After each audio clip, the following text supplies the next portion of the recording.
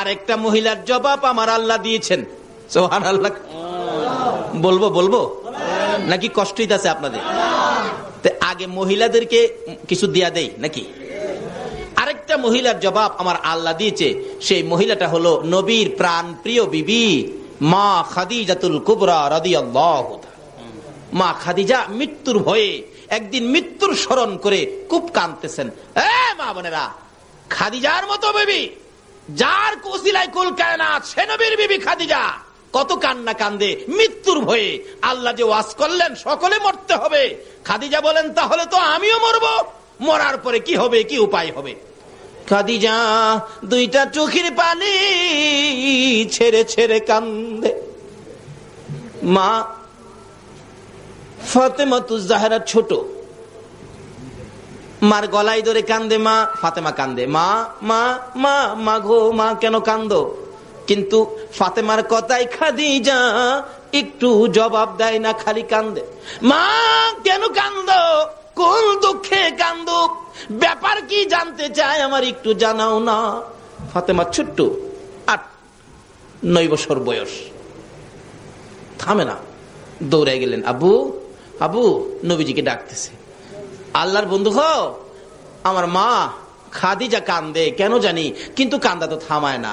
আমার নবী দৌড়ায় গেলেন, খাদিজা খাদিজা রে, ও খাদিজা কেন কান্দো? খাদিজা বলেন, আল্লাহর বন্ধু হো কান্দি মৃত্যুর ভয়ে কান্দি। খাদিজার মতো নবীর বিবি হইয়া, যাই নবীর ওসিলায় কুল কায়নাত রাহমাতাল লিল আলামিনের বিবি হইয়া যদি মৃত্যুর ভয়ে কান্দে, বলুন চট্টগ্রামের মহিলারা কান্দতে হবে কিনা?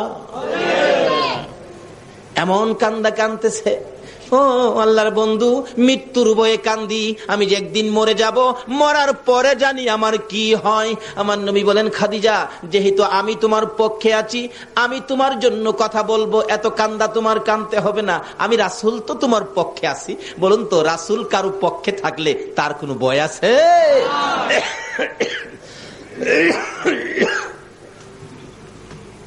আচ্ছা, কান্দা থামাও। হুজুর আমার কান্দা তো থামতে চায় না, আমার কান্দা তো থামে না। তবে কান্দাটা থামবে আমার 3টা কথা যদি আপনি রাখেন। কি কথা? 1 নম্বরের কথা হলো, আল্লাহর বন্ধু হো, আমি যদি মারা যায়, আপনি আপনার একটা জামা পাঞ্জাবি দিয়া আমি খাদিজারে কাফন করবেন। কেন? ও নবী, আপনাকে সৃষ্টি না করলে জগতের কিছু সৃষ্টি হতো না। আপনার জামাটা যদি আমার গায়ে দেখে, ফেরেশতারা আমারে কবরে গেলে কিছুই কইতো না। নবীর প্রতি কত মহব্বত, কত ভালোবাসা। রাসূল মুস্কি মুস্কি হাসে। খাদিজা এ কি বললা হুজুর, এটার ওয়াদা দেন রাখবেন কিনা? যাও যাও, ঠিক আছে। কারণ বিবিকে তো রাসূল ভালোবাসতেন, কথাটা শুনে রাখলেন। ঠিক আছে, আমি তোমার কথা রাখবো। হুজুর আরেকটা কথা কি, আমার যে কবরটার মধ্যে শোয়ায়া দিবেন, এই কবরের মাটিটা আপনি নবীর পিঠ মুবারক দিয়ে মাটিটা একটু মরাইয়া দিয়ে আসবেন। আমারে শুয়াইবার আগে আপনি নবী আগে কবরটার মধ্যে শুইবেন। আচ্ছা ঠিক আছে। 2 নাম্বার। 3 নাম্বার হলো, আল্লাহর বন্ধু হো, আমাকে কবর দিয়া সবাই তো আয়সা পড়বেন, মুলকিন নকির জানি আমাকে কবরে কি প্রশ্ন করে, কি কথা জিগায়, আমি তো এই প্রশ্নের জবাব দেওয়ার সাহস আমি খাদিজা রাখি না, ভয় করতেছে, আমার কাঁদতেছি। ও স্বামী, ও আল্লাহর বন্ধু, ও রাহমাতাল লিল আলামিন, আমার 3য় নাম্বার দাবি হলো, আমার কবরের পাশে আপনি বসে থাকবেন, সব বিদায়ী হয়ে যাবে, মুলকিন নকিরের সোয়ালের জবাবটুকুন আপনি নবী দিবেন। রাসূল বলেন, যাও, তোমার 3টা কথার ওয়াদা দিলাম, আমি তোমার 3টা কথা রাখবো। খাদিজা দুনিয়ার থেকে বিদায় হলে গোসল দিয়ে নবীজির পাঞ্জাবি দিয়া কাফন করেছে। কি ভাগ্য! আল্লাহু আকবার। নবীর পাঞ্জাবি যদি কাফনে থাকে আর কোনো ভয় আছে? আল্লাহু আকবার। এক আল্লাহর ওলির জীবনীতে পাওয়া যায়। আল্লাহর ওলিরা কবরে কি হয় দেখে কিনা কন্ত? এক কবরস্থানের পাশে দিয়ে এক আল্লাহর ওলি হাইডা যেতেছে, এমন সময় দেখে এই কবরের মধ্যে আযাব চলছে, ভীষণ আযাব। একটা লোকের কবর দিয়া মানুষ খালি সরে গেছে। মুলকিন নকির এত জুড়ে প্রেসার দিয়ে তাকে প্রশ্ন করতেছে, প্রশ্নে তার শরীর ফাইটা যেতেছে, এত করা আওয়াজ। বলতেছে, তোমার রবকে? ওই লোকটা খালি কাফে, কোনো জবাব দেয় না। আরেকটা ধমক দিলেন, তোমার রব কে? 3 বার যখন ধমক মারছে, আল্লাহর ওলি দেখতেছে দাঁড়াইয়া, আর ওই কবর থেকে লোকটা বলতেছেন, হে মুলকিন নকির, আমাকে এইভাবে ধমক দিয়ে দিয়ে কথা বলতেছস? তুই আমারে চিনস? আমি তো আখিরি নবীর উম্মত, আর কোনো আমল নাই। আমার মুখে নবীর সুন্নত, সাদা দাড়ি দেখছস? এই লোকটা বলতেছেন, আমার কিচ্ছু আমল নাই, কিচ্ছু আনতে পারি নাই, আমাকে যে ধমক দেস, আমার মুখের মধ্যে তো নবীর সুন্নত আছে, যেই নবী না হইলে তুই হতি না, কিচ্ছু হতো না। আমার তো কিছু নাই, কিন্তু নবীর সুন্নত, দাড়িটাটুকু আমার মুখের মধ্যে সাদা দাড়িটা আছে, এই নবীর সুন্নত দেখে তোর কি আমারে ধমক দিতে ভয় করে না? আমি না খারাপ অন্যায়কারী, মুখের মধ্যে তো নবীর সুন্নত আছে, যে নবীর উসিলাই সব। মুলকিন নকির থম খায়া গেছে, কয় কি রে খোদা গো, এ কি কয়? ধমক দিতে চায়, তোমার বন্ধুর দাড়ির দোহাই দিলে আমার আল্লাহ কয়, মুলকিন নকির রে, আমি যার খাতিরে এত কিছু করেছি, সেই বন্ধুর দোহাই যখন দিছে, আর কিছু দেখতে চাই না, এ দাড়িটার খাতিরে আমি তারে মাফ করে দিলাম, যা। এত বড় পাপীকে যদি নবীর সুন্নত সাদা দাড়ির উসিলায় মাফ করে দিতে পারে, আর এই নবীর জামা মুবারক যদি খাদিজার গায়ে থাকে, বলুন তো মুলকিন নকিরের সাহস আছে কথা বলতে? একটা কিছু নিয়ে যান যেটা নবীর পছন্দের, কবরে যাওয়ার আগে একটা কিছু নিয়ে যান যেটা নবীর পছন্দের। আচ্ছা, 3 কথা রাখলাম। জামা দিয়ে কাফন পরাইলেন, যে কবরে শোয়াবেন, রাসূল আগে নাইমা কবরকে বললেন, কবর, আমার বিবি খাদিজা যাইতেছে, খুব ভয় পায় রে, খাদিজা খুব ভয় পায়। রাসূল বলে দিলে বলুন তো শুনবে কিনা? দেখছেন, ঢাকা যাইব চট্টগ্রাম থেকে, চাচা ঢাকা যাইব, তো বাবা বলতেছেন, আব্দুল মান্নান, আমার ছেলেটা ঢাকা যাইবো, তো সাথে নিয়ে যা, কারণ হ্যাঁ একা যাইতে ভয় পা, একা যাইতে ভয় পা, তুই সাথে নিয়ে যা। বলুন তো, চাচার কাছে যদি বাবাই বইলা দিয়ে আসে, বারবার খালি খেয়াল রাখতো না বাতিজা খই ঠিক মতো আছে কিনা? তা আমার নবী বইলা দিছে মাটির কাছে, এ কবর, আমার খাদিজা রে, আমার খাদিজা কবরের ভয় পায় রে, ও কবরের মাটি, আমার খাদিজা কবরের ভয় পায়, আমি রাসূল বলে দিয়ে গেলাম, একটু খেয়াল রাখিস। শোয়াইলেন, মাটি দিলেন উপরে, মাটি দিয়ে কমপ্লিট করে রাসূল বলতেছেন, সবাই চলে যাও। কবরে মাটি দিয়া আমরা কি কবরের পাশে থাকি? একজন আরেকজনকে কি বলি আমরা? কবর ছাড়েন, কবর ছাড়েন, তাড়াতাড়ি ছাড়েন, মুলকিন নকির আসবে। আসলে আপনি ভাববেন না কবর ছাড়লে আসে, কবর যদি নাও ছাড়েন তবু মুলকিন নকির আসবে। রাসূল বলেন, সাহাবীরা রে, কবর ছাড়ো, তোমরা কবর ছাড়ো। সাহাবীরা কবর থেকে দূরে যায়, আমার নবী চোখের পানি ছেড়ে ছেড়ে কবরের দিকে আগায়। সাহাবীরা বলেন, ইয়া রাসূলুল্লাহ, আমাদেরকে দূরে সরাইয়া আপনি কেন কবরের পাশে আগাইতেছেন? আমার নবী বলেন, সাহাবীরা রে, তোরা যা রে, আমার খাদিজার সাথে আমার কথা ছিল, মুলকিন নকিরের সওয়ালের জবাব আমি রাসূল দিব। সুবহানাল্লাহ।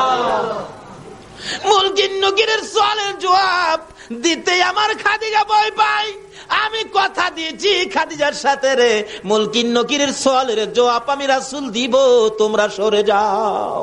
সবাই সরে গেলেন, রাসূলের কথাই সবাই সরে গেলেন। আমার নবী খাদিজার মাথার পাশে কবরের পাশে বসে আছেন। 2 মিনিট পার হয়ে যায়, 4 মিনিট পার হয়ে যায়, 5 মিনিট পার হয়ে যায়, আধা ঘন্টা পার হয়ে যায়, মুলকিন নকির আসে না। ভাইসাব, মুলকিন নকির কবরে কয়দিন পরে আসে? মাটি দেওয়ার সাথে সাথে সময় হলো, কবরের কাজ শেষ করে একটা মানুষ কবর থেকে 40 কদম দূরে যাইতে যে সময় লাগবে, এই সময়ের পরে কবরের কাছে মানুষ থাকলেও মুলকিন নকির আসবে। একবারে যদি সেনাবাহিনীর প্রধানকে পারমাণবিক বোমা দিয়া বসাইয়া রাখেন, তারপরেও মুলকিন নকির কবরে আসবে। কষ্ট হইতেছে ভাইসাব?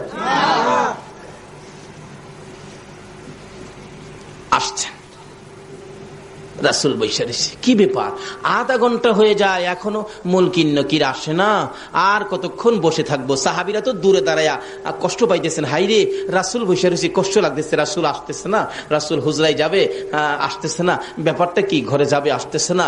এমন সময় আমার আল্লাহ কয়, জিবরাইল আমার বন্ধুরে যায় একটা খবর দেস না, আমার বন্ধুরে যায় কও না তাড়াতাড়ি বাড়িতে যাইতো। জিবরাইল আইসা বলেন, ইয়া রাসূলুল্লাহ আল্লাহ সালাম জানাইছে আপনাকে, আমি জিবরাইলও সালাম দিলাম। হুজুর এখানে বৈশা রইলেন। জিবরাইল রে, আমি তো খাদিজার সাথে কথা ছিল মুলকিন নকিরের সোয়ালের জবাবটুকুন আমি রাসূল দিব, এখনো মুলকিন নকির আসতেছে না। হে জিবরাইল, তুমি তো ফেরেশতাদের সর্দার, বলো না মুলকিন নকির কোথায়, কোন সময় আসবে? জিবরাইল বলেন, ইয়া রাসূলুল্লাহ বাসায় চলে যান। হুজুর মুলকিন নকিরের সোয়ালের বয়ে আপনাকে খাদিজা ওয়াদা করাইছেন, আপনি মুলকিন নকিরের সোয়ালের জবাবটুকু দিবেন। আল্লাহর বন্ধু গো, যেদিন খাদিজা এই কবরের ভয়ে মুলকিন নকিরের সোয়ালের জবাবের ভয়ে ওই খাদিজা যেদিন চোখের পানি ছেড়ে ছেড়ে কাইদা আপনাকে যেদিন জামিনদার বানাইলেন, আপনাকে যেদিন ওই প্রশ্নের জবাব দেওয়ার জন্য ওয়াদা করাইলেন, ওই দিন আপনার কষ্ট হবে বলে আমার আল্লাহ এই মুলকিন নকিরের সোয়ালের জবাব আমার আল্লাহ নিজেই আদায় করে দিয়েছে। দুইজন মহিলার সাথে, তারা তো মহিলা, কিন্তু কি কাজ করার পর এই পরিমাণ মর্যাদা কবরে গিয়া পাইলেন। কিন্তু সকল মহিলাদেরকে কবরে যেতে হবে কিনা বলুন তো? তাইলে আমরাও যাব, মহিলারাও যাবে। যাওয়ার আগে কি করতে হবে? আল্লাহ রাব্বুল আলামিন বলতেছেন সকল প্রাণীর উদ্দেশ্যে, সকল প্রাণী একদিন মৃত্যুবরণ করবে। আল্লাহ নিজে বলতেছেন, তাহলে এবার সকল প্রাণীর ওয়াজ শেষ, এখন আমাদের দিকে আসছে আল্লাহ। আল্লাহ বলেন, এই মানুষ তোমরা কিন্তু মরবা। তোমরা কেন মরবা জানো? আমি বানানোর সময় তোমরা রে মরার মেডিসিন দিয়া বানাইছি। সুবহানাল্লাহ। ওই যে আল্লাহ বলতেছে কোরআন শরীফে, খলিকাল ইনসানু যায়ীফা, আগে বলছে সকল প্রাণীরে, অন ডাইরেক্ট শুধু আমাদের উদ্দেশ্যে ওয়াজ করেন কোরআন শরীফে, খলিকাল ইনসানু যায়ীফা, হে মানুষ আমি তোমাদেরকে দুর্বল করে বানাইছি, একবারে দুর্বল। কারণ মরতে যখন হবে অত মজবুত করে লাভ কি, দুর্বল করে বানাইছি। মৌতের টিকেট আমাদের সকলের সাথে আছে কিনা? আজকে আপনাদের মাহফিলে আসছি, এখানে ফুটন্ত গোলাপ যুব সংঘের উদ্যোগে আয়োজিত মাহফিল। জিগান ছেলেদেরকে আমি বলছি যে আমি তো আসলাম, আমার যাওয়ার টিকিট কাটো, আগে যাওয়ার টিকিট কাইটা নিয়ে আইছে, কালকে যাব, আজকেই টিকিট কাটা। তা আমরাও যারা দুনিয়াতে আইছি মৃত্যুর টিকিট সকলেরই কাটা কিনা বলুন তো? মৃত্যুর টিকিট সকলেরই কাটা। আল্লাহ বলেন, বান্দারে মরতে হবে। হে মানুষ, খলিকাল ইনসানু যায়ীফা, আমি তোমাদেরকে দুর্বল করে বানাইছি। কেরে? মৃত্যু যখন হবে, মরতে যখন তোমাকে হবে, এত মজবুত করে লাভ কি? যেটা থাকবে না এটারে বেশি খাওয়াইয়া লাভ কি? দুর্বল, মরতেই হবে। আল্লাহ বলতেছেন খলিকাল ইনসানু যায়ীফা, আমাদেরকে উদ্দেশ্য করে আমাদেরকে দুর্বল করে বানাইছে। আচ্ছা বলুন তো, আসলে আমরা দুর্বল কিনা? কি দুর্বল মিয়া? পুলিশে পারে না কন্ট্রোল করতে, মাঝে মাঝে আমাদের দেশে সেনাবাহিনী মোতায়েন করতে হয়। পুলিশে কন্ট্রোল করতে পারে কি? দুর্বল হইলে নে, আমরা তো দুর্বল না। আল্লাহ তো বলতেছে দুর্বল, আসলে তো আমরা দুর্বল না। আচ্ছা এখন কি আমাদের কথা রাইট হবে নাকি আল্লাহর কথা রাইট হবে? দুর্বল যে আমরা বাস্তবে বুঝুন, একটা মুরগির বাচ্চা, মুরগি যে বাচ্চা ফোটায় দেখছেন তো? একটা মুরগির বাচ্চা দেখবেন ডিমের থেকে সকালবেলা বাহির হয়েছে, বিকাল বেলাই দেখবেন মার সাথে হাঁটতেছে, এবং মা যদি কোনো জিনিস ঠুকরায় খাইতে দেয় দেখবেন বাচ্চা খাইতে পারে না, তবু ঠুকরায়। সকালের বাচ্চা বিকাল বেলা মার সাথে হাঁটে, তাদেরকে দুর্বল বলে নাই, কিন্তু আমাদেরকে দুর্বল বলছে কেন? বাস্তবে আসুন। আচ্ছা আমরা কি সকালে দুনিয়াতে আইসা বিকাল বেলা কোনো মানুষ মার সাথে হাঁটতে পারছি? সারাদিন তো চোখই খুলছি না, দাদি আয়া গালো দিয়ে ধাক্কাইছে। আল্লাহ কয়, বান্দারে তোরা দুর্বল কিনা বানাইছি। মুরগির বাচ্চা দুর্বল না, কিন্তু মানুষ দুর্বল। আল্লাহ বলছে খলিকাল ইনসানু যায়ীফা, দুর্বল, তোরা দুর্বল। এখন যদি আল্লাহরে জিগায়, আল্লাহ গো আমরা দুর্বল কিরা বানাইছেন, দুর্বল কি দিয়া বানাইছেন? এখানে গ্রাম এলাকার লোকজন অবশ্যই থাকতে পারেন। ছোটকালে আমরা কিন্তু একটা খেলা খেলতাম, এই ঠুলি মুসি দিয়া বালু বাতা খেলতাম ছোটকালে আর কি। আপনারাও খেলছেন কিনা জানি না, আর না খেলার তো কথা না, বাচ্চারা তো সবাই ছোটকালে খেলে। গ্রাম এলাকাতে ঠুলি মুসি দিয়া বালু বাতা রান্না বাড়া করে, আবার ছোট গিরা ঘরও বানায়, ঘর বানায় ছোট গিরা ঘর। এই ছোট গিরা যে গ্রাম এলাকাতে বাচ্চারা খেলার সময় ঘর বানাই, তো এই গড়ের পালা খিলা কি দিয়া দিত আপনারা কি কেউ বলতে পারবেন? গড়ের পালা খিলা কি দিয়া দিত? শোলা, শোলা, পাটখড়ি শোলা দিয়া। আর গড়ের ছানি দিত কচু পাতা, না হয়তো কলা পাতা। এই কচু পাতা, কলা পাতা, শুলার পালা দিয়া বানায়া এই ঘরে আমরা খেলতাম ছোটকালে। প্রশ্ন আসতে পারে যে এই হুলার পালা দিয়া কেন? এটা খেলার ঘর, তো 2 ঘন্টা বা 3 ঘন্টা পরে এটা ভাঙ গেলাম, বিদায় এটা নরম কিরা বানাইছি। আচ্ছা, আপনাদের কি প্রশ্ন করলে যে ঘরটা কিছুক্ষণ পরে ভেঙে ফেলবেন, এই জন্য ঘরের পালা হইল শুলা, পাটখড়ি দিয়া বানাইছেন দুর্বল কিরা। আল্লাহ বলেন বান্দারে, তোমরা যখন যেটা ভাঙ গেলাইবা দুর্বল কিরা হুলার পালা বানাইছো, আমিও তোমরা মৃত্যুবরণ করবা দেখে আমিও তোমরা দুর্বল কিরা বানাইছি। অহন আপনাদেরকে জিগাইছি ছোট্ট ঘরটা কিদা বানাইছেন? হোলা দিয়া। আল্লাহরে লন্না জিগায়, আল্লাহ গো আমরা যে তুমি ভেঙে দিবা, মৃত্যুবরণ করব, আমরা তুমি কি দিয়া বানাইছো? আল্লাহ তুমি কি দিয়া বানাইছো বলো? আল্লাহ জবাব দিবেন, ইন্না খালাকনাল ইনসানা মিন নুতফা। আমার আল্লাহ বলেন বান্দারে, আমি শুলার চাইতে আরো নরম এমন এক জাতীয় জিনিস দিয়া তোমাকে বানাইছি, দুর্গন্ধযুক্ত। ইন্না খলাকনাল ইনসানা মিন নুতফা, একবারে নাপাক, একবারে দুর্বল, একবারে নরম জিনিস দিয়া তোমাকে বানাইছি। কাজেই তোমার একদিন মৃত্যুবরণ করতে হবে, এই মৃত্যুর থেকে বাঁচার ক্ষমতা তোমার নাই। তাইলে খুদা গো এবার লন জাগাত যায়, আমরা যখন মইরাই যামুগা এখন কি করতে হইব? কোন খালি বাড়ি ঘরেই করবেন না? আল্লাহ কি বলতেছে, কি করতে হবে? বান্দা শোনো, এখন তো আমরা এইদিকে খেয়াল নাই, খালি বলি বাড়ি একটা করছি, আরেকটা দরকার। পোলা আছে 5টা, বাড়ি লাগবো 5টা, নিজের লাগবো 1টা, 6টা। মিস্ত্রি সাহেব পোলা থাকে 2টা লন্ডন, টাকার অভাব নাই, 2টা থাকে আমেরিকা। পোলারা দেশে আসবে, ফার্নিচার বানানোর দরকার। মিস্ত্রি কি কাঠের ফার্নিচার ভালো হবে? দেখবেন মিস্ত্রি বলবেন, চাচা একবারে একটা ঘুণ কাছে আসতে পারবে না, সেই কাঠটার নাম হইল সেই গুণ। কোন গুণ? ঘুমায় রয়েছেন আপনারা? যে কাঠের কাছে গুণ আসে না, সে কাঠটার নাম কি? সেই গুণ। মহাজন বললেন মিস্ত্রি যত টাকাই রাখুক যাতে গুণে না ধরে এমন কাঠ, সেই গুণের ফার্নিচার। ঘর ভরলেন, এর চেয়ে সাজ সরঞ্জাম আর বাকি নাই, সব ঘর সাজাইলেন। আবার 5 বছর পরে মিস্ত্রির সাথে দেখা, মিস্ত্রি সাহেব আপনার পরামর্শে যে কাঠে ফার্নিচার বানাইছিলাম, একটা ফার্নিচারেও একটা ঘুণ এই পর্যন্ত ধরতে পারে নাই। তোমার কথা রাইট। আমার আল্লাহ বলেন, ও দুনিয়ার মানুষ, এমন কাঠ দিয়া ফার্নিচার বানাইছো 5 বছর পরেও একটা গুণে ধরে নাই, কিন্তু তোমার ফার্নিচারে গুণে ধরে নাই।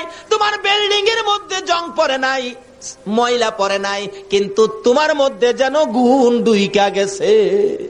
তোমারে কিন্তু গুণে ধরে নাইছে, সব ঠিক আছে, কিন্তু তুমি বিদায়।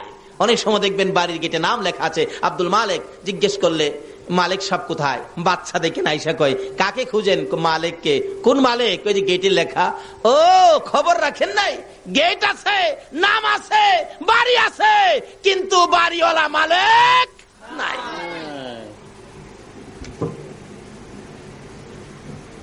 সব থাকবে, আমরা থাকবো না। সে ওয়াজ কোরআন শরীফে আল্লাহ করতেছেন। কেন? বান্দারে এত কিছু করলি, কিন্তু এই জায়গায় যাও। কোন জায়গায়? তোমার যে মরতেই হবে, মরার মন্ত্র দিয়া তোমাদেরকে বানাইছি। তাহলে এখন আমরা কি করতে হবে? আল্লাহ গো আমরা এখন কি করব? আল্লাহ আমাদের জবাব দিচ্ছেন, ওমা খালাকাতুল জিন্না জিন্না ওয়াল ইনসা ইল্লা লিয়াবুদুন। এই মানুষ আর জিন, শোনো, আমি তোমাদেরকে বানাইছি একটা কারণে, সে কারণটা হলো ইল্লা লিয়াবুদুন, তোমরা আমি আল্লাহর ইবাদত করবে। তাইলে আমরা মৃত্যুর আগে কি করার জন্য আল্লাহ বলছে বলুন তো? কি করতে হবে? সকলে বলতে হবে কি করতে হবে? কার ইবাদত করতে হবে? না বুশের, মন্ত্রীর, চেয়ারম্যান সাহেবের? কার ইবাদত করতে হবে? আমরা বানাইছে কে? কোন আল্লাহ? যার জমিনে থাকি, যার আকাশ থেকে বৃষ্টি পায়া আমাদের হৃদয় ঠান্ডা হয়, ফসলে বরকত হয়, যার নদী নালা সাগর থেকে আমরা মাছ ধরে ধরে খাই, লবণ উড়াইয়া খাই।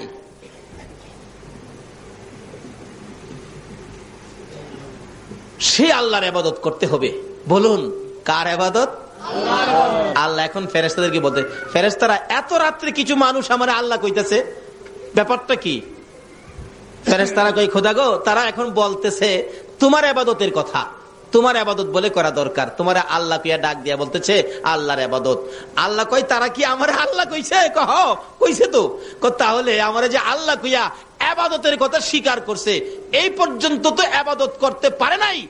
এই পর্যন্ত ইবাদত না করার কারণে যা গুনাহ হয়েছে, এই যে ইবাদতের জন্য স্বীকার করে আমাকে আল্লাহ বলে ডাক দিয়েছে, এই পর্যন্ত যা গুনাহ ছিল আমি আল্লাহ সব মাফ করে দিলাম।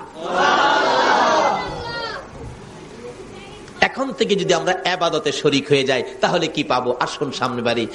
আল্লাহর ইবাদতের জন্য এখন প্রশ্ন আসতে পারে, আমরা যদি আল্লাহর ইবাদত করি, হুজুর আল্লাহ আমাদের কি দিব?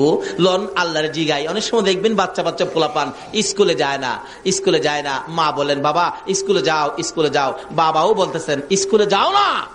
মাঝে মাঝে বাচ্চা পোলাপান দেখেন জবাব দেন, আব্বু স্কুলে গেলে আমারে কি দিবেন? মা আমাকে কি দিবেন স্কুলে গেলে? মা দেখেন বলে, বাবা দেখেন বলে, যাও তোমাকে আজকে স্কুলে গেলে 10টা টাকা তোমাকে দেওয়া হবে। বাচ্চা মাকে স্কুলে যাইলে কি দিবেন প্রশ্ন করলে মা যদি জবাব দেয় 10 টাকা দিবে। আমরা আল্লাহর ইবাদতের জন্য আল্লাহ বললেন, আমরা যদি ইবাদত করি আল্লাহ কি দিবে? সকলে মিলে লন আল্লাহরে জিগাই, আল্লাহ গো আমরা তোমার ইবাদত করলে তুমি আমরারে কি দিবা কও? আল্লাহ জবাব দিতেছে কোরআন শরীফে, ফাদখুলি ফি ইবাদি ওয়াদখুলি জান্নাতি। জোরে জোরে কোন সুবহানাল্লাহ। আমার আল্লাহ জবাব দেন, আরে আজকের মাহফিলের আমার আদুরের বান্দারা শোনো, মার কাছে যখন ছেলে প্রশ্ন রাখে স্কুলে যাও, স্কুলে গেলে কি দিবা? মা তোমাকে 10টা টাকা দিল।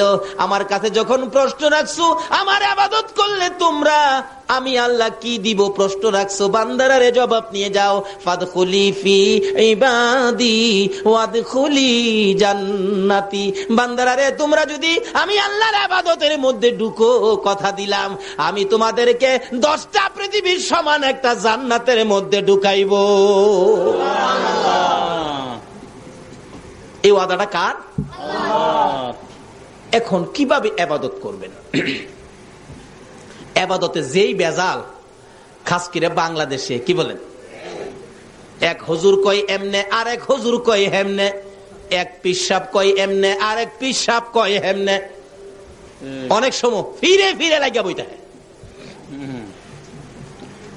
এখন যদি প্রশ্ন করি প্রভু গো আমরা কিভাবে ইবাদত করে জান্নাতে যাব, আমার আল্লাহ তাও ফায়সালা করে দিচ্ছেন, ওমাই ইউতির রাসূল ফাকাদ আতাল্লাহ। তোমরা আমার রাসূলের কথা মতো ইবাদত করো, আরে নবীর কথা মানবে যারা হবে জান্নাতি। কন্যা নবীর কথা মানবে যারা হবে জান্নাতি। না মানিয়া আবু জাহেল হইল দুঝুকি, না মানিয়া আবু জাহেল।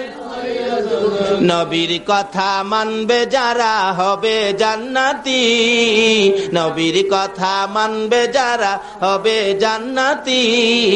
না মানিয়া আবু জাহেল হইল দুঝুকি, না মানিয়া আবু জাহেল। আল্লাহ বলতেছেন জান্নাতে যাইতে গেলে আমার এই নবীর কথা মাইনা কাজ করতে হবে। নবী যেভাবে বলে এটাই হবে জান্নাতি ইবাদত। জোরে কোন সুবহানাল্লাহ। তাই নবীর কথাগুলি মানলে আমাদের লাভ হবে না লস হবে? এই নবীর কথা মানা দরকার আছে কিনা বলুন তো? মানলে আবু বকর, না মানলে আবু জাহেল। আপনারা কি আবু বকর হবেন না আবু জাহেল হবেন? আবু বকর নবীর কথা মানতো কিনা? আল্লাহু আকবার, কিভাবে মানতো দেখেন।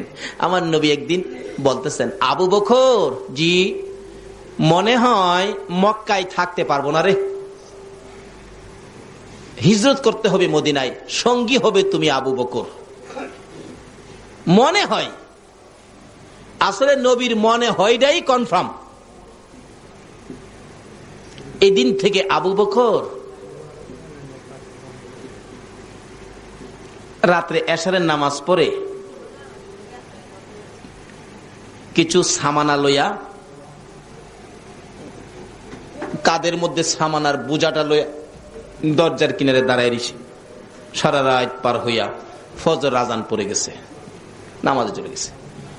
এইভাবে একটানা 6 মাস পর্যন্ত নবীর কথা মাইন্না। বলুন কার কথা মাইন্না?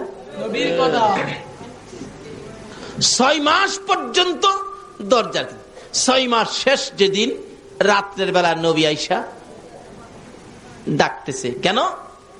আবু জাহেল 40টা বংশ থেকে 40 জন শক্তিশালী যুবক নিয়ে আমার নবীর হুজরা মক্কা নগরীতে আমার নবীর ঘরকে ঘেরাও করেছে। আবু জাহেলের নেতৃত্বে 40 জন যুবক 40টা বংশের তরবারি হাতে নিয়ে এমন ভাবে ঘেরাও করেছে। আবু জাহেলের নির্দেশ, আমার ভাতিজা যেন এই ঘর থেকে বাহির হইয়া যাইতে না পারে, এই ঘরের মধ্যে ভাতিজাকে শেষ করে দাও। কিতাবে লেখে যুবকগুলি এইভাবে দাঁড়াইছে ঘরের চারপাশে, একজনের পিঠের সাথে আরেকজন পিঠ লাগাইছে যাতে ফাঁকে দিয়া যাইতো না পারে। নবী ঘুমিয়ে আছে, জিবরাইল এসে ডাক, ইয়া রাসূলুল্লাহ, আর ঘুমাবেন না, অবস্থা ভালো না। কি রে জিবরাইল? হুজুর, আবু জাহেলের নেতৃত্বে আপনি রাসূলকে দুনিয়া থেকে বিদায় করে দেওয়ার জন্য চারদিক ঘেরাও করে আবু জাহেলের সঙ্গ ফাঙ্গরা তরবারি নিয়ে দাঁড়িয়ে আছে, আপনাকে যেতে দিবে না। নবী ঘুম থেকে উঠে চিন্তায় পড়ে গেলেন। আমার আল্লাহ ডাক দেয়, বন্ধু গো, আমি আল্লাহ যখন তোমার পক্ষে আছি কোনো চিন্তার কারণ নাই। একটা কথা আছে না, রাখে আল্লাহ মারে কে? আচ্ছা, জিবরাইল আমার বন্ধুর হাতে এক মুষ্টি বালি দিলেন। কোরআন শরীফের সূরা ইয়াসিন থেকে একটা আয়াত বন্ধুর কানে খবর দিলেন। হুজুর আয়াতটুকুন তেলাওয়াত করে বালুর মধ্যে ফু দেন। ফু দিলেন, ও আল্লাহর বন্ধু, বালুটুকু ঘরের ভিতর থেকে ছিটাইয়া দেন। আমার নবী ডাকে, এরা জিবরাইল, বালু ঘরের মধ্যে ছিটাইলে বালি কি বাহিরে যাবে? হুজুর, ছিটানোর দায়িত্ব হলো আপনার, বাহিরে নিয়ে এই বালু তাদের চোখে চোখে পৌঁছাইবার দায়িত্ব হলো আমি জিবরাইলের। দয়ালো নবী প্রেমের ছবি আর আসবে না জগতে, আমার দয়ালো নবী প্রেমের ছবি আর আসবে না হাসর দিনে উম্মত বিনে, হাসর দিনে উম্মত বিনে যাবে না নবীজি বেহেশতে। দয়ালো নবী প্রেমের ছবি আর আসবে না জগতে, আমার দয়ালো নবী প্রেমের ছবি আর আসবে না। 63 সাল জিন্দিগি কাছে বলে উম্মতি, 63 সাল জিন্দিগি কাছে বলে উম্মতি, এখনো কান্দে শুয়ে মদিনাতে নবী, এখনো কান্দে শুয়ে মদিনাতে। দয়ালো নবী প্রেমের ছবি আর আসবে না জগতে, আমার দয়ালো নবী প্রেমের ছবি আর আসবে না। আসুন আগে ভারী কষ্ট হইতেছে আপনাদের? আল্লাহ আল্লাহ বলতেছেন তোমরা আমার এই নবীর কথাগুলি মানো। এই নবীর কথা মানলে কি হবে? জিবরাইল বলেন, ইয়া রাসূলুল্লাহ, এই বালুর মধ্যে আপনি ফু দিয়ে দেন, বালু ডিল মেরে দেন। রাসূল ডিল মেরে দিলে, জিবরাইল, আরবের বালু আমাদের দেশের বালুর মতো নয়, শুধু পাথরের কণা, কাড়াওলা পাথরের কণা, প্রত্যেকের চোখে চোখে 2টা কইরা পৌঁছাইছে। যুবকেরা নবীকে মারবে, তরবারি নিয়ে দাঁড়িয়ে আছে, এখন চোখের মধ্যে পাথরের কণা, খালি চোখের মধ্যে হাত দিয়ে ক্যাসলাই, কি হলো কি হলো কি হলো? এমন সময় একজন বলে, ওই তো রাসূল যাইতেছে গা।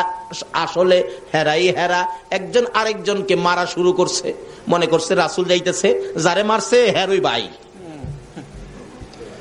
আমার আল্লাহ বলেন, জিবরাইল রে, হেরা যখন মারামারি লাগছে, এই ফাঁকে দিয়ে আমার বন্ধুরে বের করে দে। রাখে আল্লাহ আর মারে আল্লাহ, হেরারে আল্লাহ মারে, বাসাইব কে? রাখে আল্লাহ নবীরে, মারবে কে? আবু জাহেল একবার নবীরে মারবার লাগিয়া, বুঝছেন, নবীরে মারতো, কই বাতিজা লোক কিছুতেই কুলাইতে পারি না, মেরে রাখবো বাতিজারে, কিভাবে মারবো?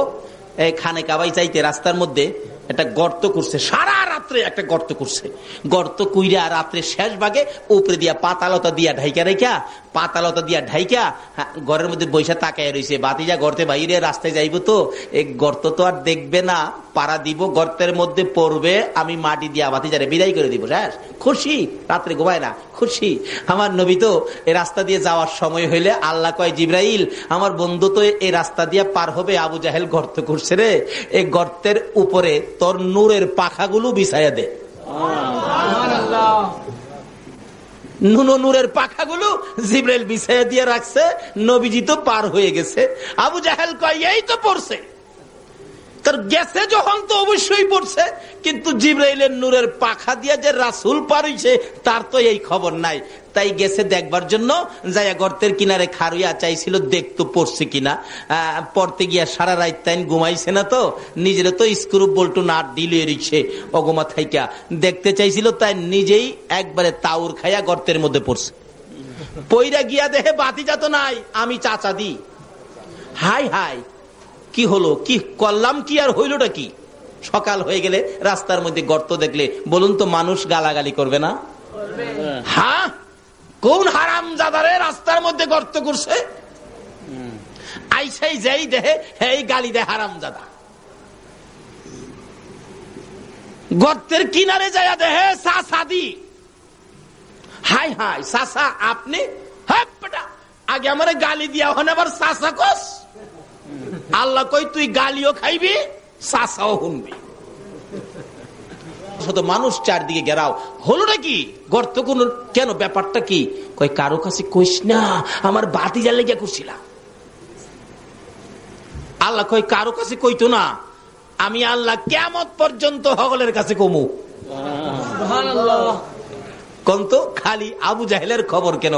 আদম থেকে ঈসা পর্যন্ত সকল নবী রাসূলের কোন নবীর আমলে কি হইছে না হইছে, আচ্ছা সকল খবর আমরা জানি কিনা কন্ত?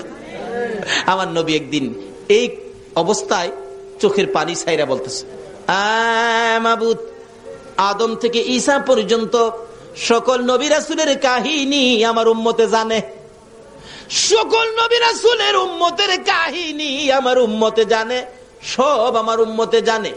অনেক সময় দেখছেন না, মার বাবাই কথা বলতেছে, ছোট্ট বাচ্চাটা কাছে গেছে, মা কই, হ্যাঁ সামনে কথা কইও না, হ্যাঁ সামনে কথা কইলে হ্যাঁ যে বাতা পোড়া, মানুষের কাছে গিয়ে আবার কয়ে দিব। আমার নবী বলেন, প্রভু গো, আমার উম্মতে বাতা ফুরা উম্মতে সকল কাহিনী জানে। আমি নবীর একটা বই লাগি গো, আমার উম্মতের কাহিনী নিয়ে আবার হেরা যায় না ফালা। আমার আল্লাহ কই, বন্ধু গো, তোমার উম্মতের সকল নবী রাসূলের কাহিনী জানাইলাম, কিন্তু তোমার উম্মতের কথা আমি কারো কাছে কমো না। ছেলে যদি অন্যায় করে বাবার কাছে কমো না, মেম্বার সাহেব অন্যায় করেছে চেয়ারম্যান সাহেবের কাছে কমো না, পুলিশ অন্যায় করেছে ওসি সাহেবের কাছে কমো না, মেয়ে অন্যায় করেছে মার কাছে কমো না, কারো অন্যায় আমি কারো কাছে কমো না। অন্য নবী রাসূল জানবে দূরের কথা, তুমি নবী কেউ জানতে দিব না গো। তারা যদি আমার কাছে ক্ষমা চায়, আমি আল্লাহ না জানাইয়া গোপনে গোপনে ক্ষমা করে দিব। কি মজার ব্যাপার, কি যে আমাদের ভাগ্য, আখির নবীর পক্ষে, আখির নবীর উম্মত হইয়া আজকে নবীর পক্ষে মাহফিলে বসে রাত্র কাটাইয়া দিচ্ছি। এর বিনিময় কি দিবি আল্লাহ? আসুন সামনে বাড়ি, আর বেশি সময় আলোচনা আমি করবো না, কষ্ট দেব না। আসুন, রায় তো আর শেষ হই, বেশি আর বাকি নাই। এভাবে আবু জেহেল বলতেছেন, তোরা আমারে গর্তের মধ্যে ফালাইয়া গালি দেস, আবার চাচা কোস আমারে উঠাস না। সকলে কয়, চাচা কারণটা কি? কন্যা কয়, কারণটা ছিল ভাতিজারে জীবনের শেষ বিদায় করে দেওয়ার জন্য এই কারণটা করছিলাম। তাইলে আপনি পড়লেন কেমনে? আইসি দেখতে চাইছিলাম ভাতিজা পড়ছে কিনা, অহন তো আমি পড়ে গেলাম, আমারে উঠাস না। আল্লাহ কয়, অহনই উঠতি, যার লেগে গর্ত করছস। এই খবরটা সারা পৃথিবীর মানুষের জন্য বাউ কইরা, ইতিহাস কইরা তারপরে না উঠতি। একজন খুব দরদি ছিলেন, কাছে গিয়া কয়, চাচা উপরে হাত দেন, আমি আপনার টান দিয়া উঠাবো।